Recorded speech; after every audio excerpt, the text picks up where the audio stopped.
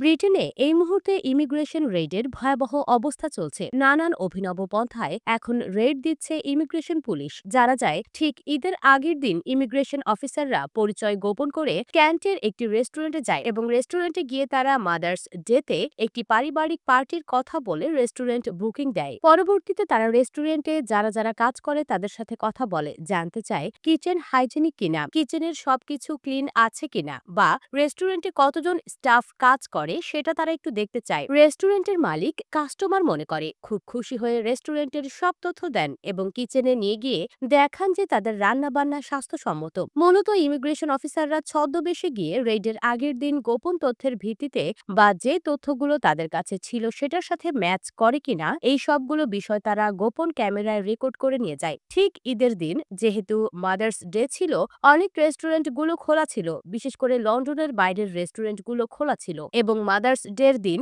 মোটামুটি রেস্টুরেন্ট ভরা কাস্টমারও ছিল। এমন সময় গিয়ে তারা রেড পরিচালনা করে এবং তাদের কাছে যে ভিডিও ফুটেজ আগের দিন তোলা ছিল সেগুলো মিলিয়ে তারা প্রত্যেকটা স্টাফকে ধরে ধরে জিজ্ঞেস করে সেখান থেকে দুইজন স্টাফ যাদের কাগজপত্র ছিল না, অবৈধভাবে তারা দীর্ঘদিন ধরে কাজ করছেন, এরকম দুজন স্টাফকে তারা মূলত ধরে নিয়ে যায়। এখন পর্যন্ত রেস্টুরেন্টের মালিককে কোনো ধরনের জরিমানা বা কোনো কিছু তারা করেনি, শুধু তারা যে দুইজন এখান থেকে নিয়ে গিয়েছে সেটার জন্য কিছু কাগজপত্রের সই করিয়েছে। পরবর্তীতে আটককৃত দুইজন অবৈধ কর্মী বাংলাদেশি বলে জানা যায়। এদিকে হোম অফিস এখন নতুন নতুন পন্থায় বিভিন্ন জায়গায় রেড দিচ্ছে, ফলে বেশ আতঙ্কে আছেন বাংলাদেশি সহ অন্যান্য দেশের অবৈধ অভিবাসীরা। ভয়ে অনেকেই কাজে যাচ্ছেন না, ভাবে জরিমানার ভয়ে অনেক প্রতিষ্ঠান অবৈধ কর্মীদের কাজে নিচ্ছে না। সম্প্রতি ব্রিটেনের ইমিগ্রেশন মিনিস্টার বলছিলেন গত বছর ব্রিটেনের বাইরে বিভিন্ন দেশ থেকে যারা স্টুডেন্ট ভিসা এসেছেন, ওয়ার্ক পারমিটে এসেছেন এবং ভিজিটর ভিসা এসেছেন তাদের মধ্য থেকে 40,000 মানুষ ব্রিটেনে অ্যাসাইলাম সিক করেছেন।